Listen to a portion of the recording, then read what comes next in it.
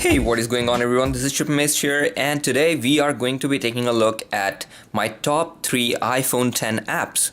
Now, I believe we haven't done this for a very long time, so I thought why not do a top 3 app video. So today we are going to be looking at 3 different apps. Now, the first app is Utilities, and the app is called Arrive. Now, this app is from a small company called Shopify, and basically all this app does is it's a package tracker. Now, I know that a lot of you have had different package trackers around, the App Store, and you might have some different suggestions of your own.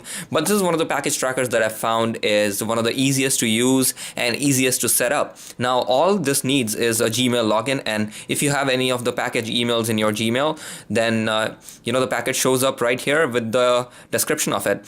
And so as you can see, I recently ordered the Bose QC35-2s, and they're expected in 6 days, and the email was just in my Gmail account, and it showed up on the deliveries. It also keeps track of past deliveries, and it does not have a limitation to how many deliveries as you can add compared to some of the free apps out there on the App Store. So I think this is a pretty good and niche way to keep track of all of your deliveries right there.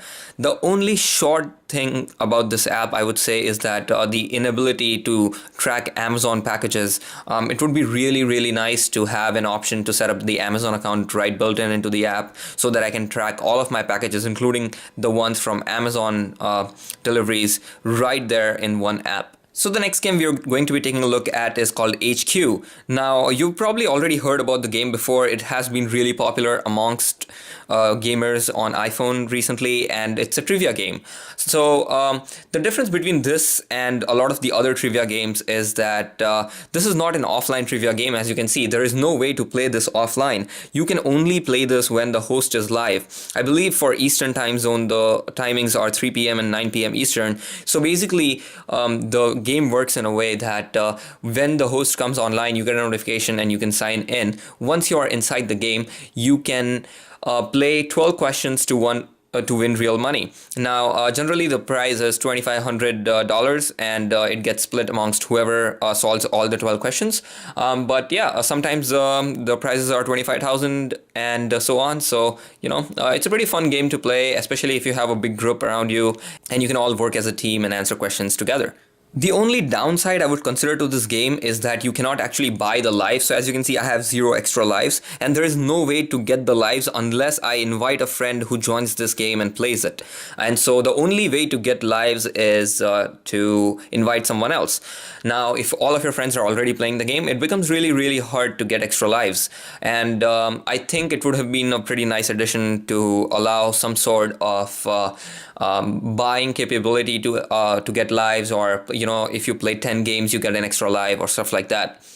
So the next app we are going to be taking a look at is Chinese cards. Now, this is not an app that is going to attract you unless you are especially trying to learn Chinese. Now, like me, if you are trying to learn Chinese, this is a really nice app to start with.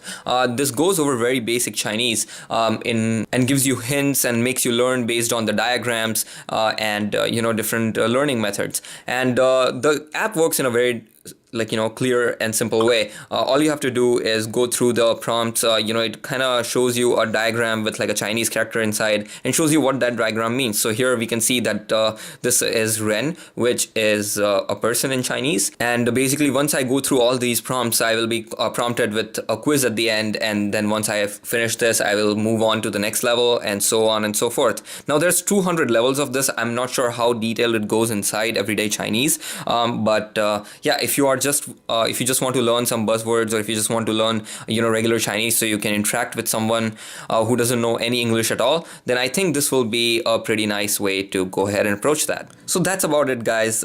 These are my top 3 apps for the iPhone 10 that I've been using frequently on my iPhone. Let me know in the comments below if you have certain apps that you think are really well suited for the iPhone, and link them down below, and I'll be sure to check them out.